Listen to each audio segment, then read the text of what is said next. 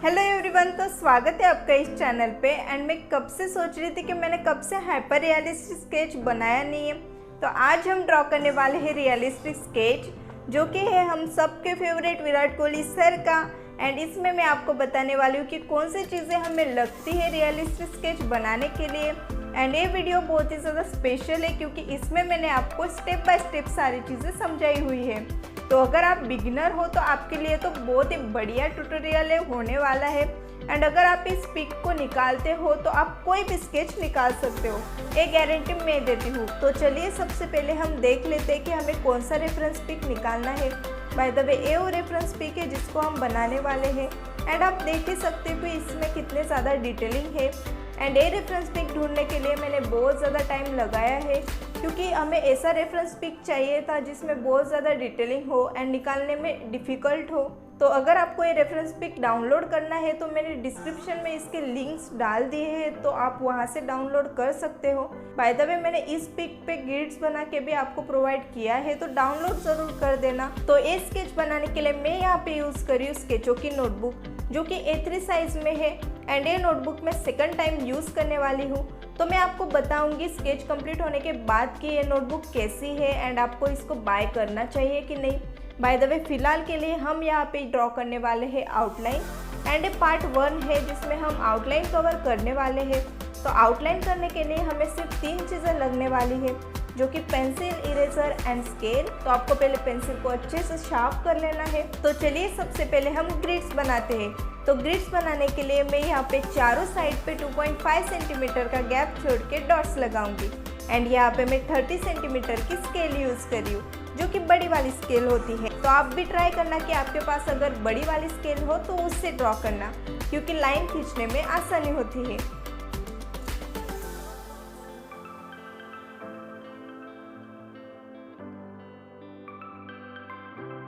तो डॉट्स रखने के बाद जो सामने वाले 2 डॉट्स है उन्हें हम स्केल के साथ अच्छे से जॉइन करेंगे। बाय द वे आपको ग्रिड्स बनाते वक्त एक बात ध्यान में रखनी है कि आपको पेंसिल पे ज़्यादा प्रेशर अप्लाई नहीं करना है एंड आपको सॉफ्टली पेंसिल चलानी है एंड लाइंस खींचने हैं, क्योंकि वो बाद में इरेज करते वक्त दिक्कत देता है। तो यहाँ पे हमारी जो हॉरिजॉन्टल लाइन्स है वो खींच के हो गई है। एंड वर्टिकल लाइन खींचने के लिए आप यहाँ पे देख सकते हो कि जो पेज है वो बहुत ही ज़्यादा बड़ा है एंड हमारी जो स्केल है वो छोटी पड़ रही है। तो हम सेंटर में से कोई भी लाइन चूज़ करके उस पर फिर से डॉट्स लगाएंगे एंड बाद में हम उसको स्केल के साथ तीनों डॉट्स को जोड़ देंगे।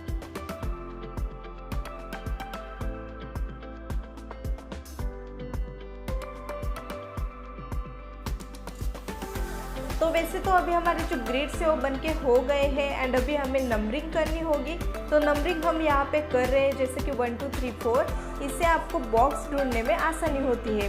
बाय द वे अभी हम डायगोनल्स ड्रॉ करने वाले हैं। तो डायगोनल्स हम इसलिए ड्रॉ करते हैं क्योंकि हमारे स्केच में जो एक्यूरेसी होती है वो इससे बहुत ही ज़्यादा इंक्रीज हो जाती है। तो डायगोनल्स ड्रॉ करने के लिए आपको जस्ट क्रॉस लाइन खींचने हैं।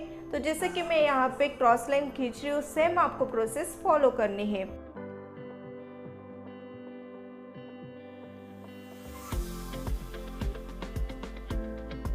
तो अभी हम ड्रॉ करने वाले हैं आउटलाइन। एंड आउटलाइन ड्रॉ करने के लिए मैंने यहाँ पे चूज़ किया है ए वाला बॉक्स, जो कि 3rd कॉलम एंड 3rd रो में आता है।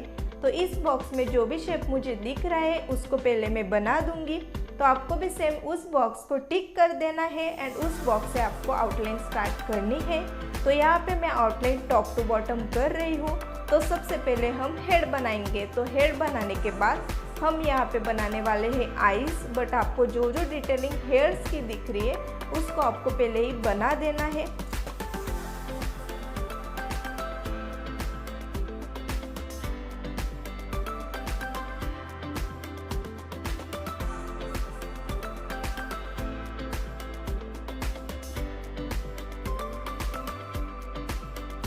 तो आईज फेस का सबसे मेजर पार्ट होता है। जब हम पहली बार फेस को देखते हैं, पहली बार हम स्केच को देखते हैं, तो सबसे पहला ध्यान हमें आइज़ पे जाता है। तो हमें आइज़ बहुत ही ज़्यादा अच्छे से निकालने होंगे। तो आइज़ के आउटलाइन करते वक्त आपको बहुत ध्यान से देखना है कि कौन से बॉक्स में आई आया हुआ है। तो यहाँ पे मैं जिस तरह से आई ड्रॉ कर रही हूँ वैसे ही आपको ड्रॉ करना है। एंड आपको जो डिटेलिंग है जैसे कि प्यूपिल, देन आई बॉल, इसको अच्छे से बनाना है।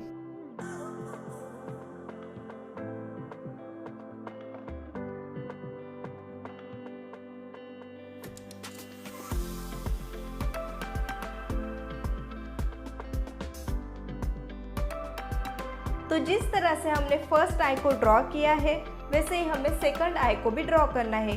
तो यहाँ पे मैंने वीडियो को थोड़ा सा फास्ट फॉरवर्ड किया है क्योंकि अगर ना करूँ तो ये वीडियो बहुत ज़्यादा लंबा हो जाएगा।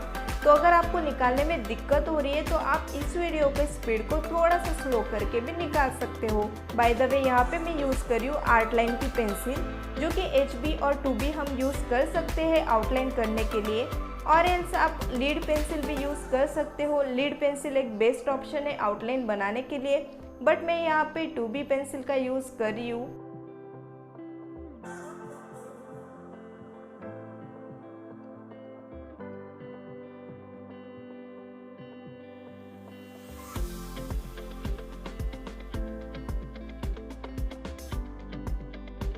By the way eyes draw करने के बाद इम्पॉर्टेंट पार्ट आता है नोज़, एंड नोज़ ड्रॉ करना बहुत ही ज़्यादा इम्पॉर्टेंट है। एंड उसके जो शेडोज़ है उसको भी हमें ड्रॉ करना होगा क्योंकि नोज़ शेडिंग करते वक्त बहुत ही ज़्यादा दिक्कत आती है।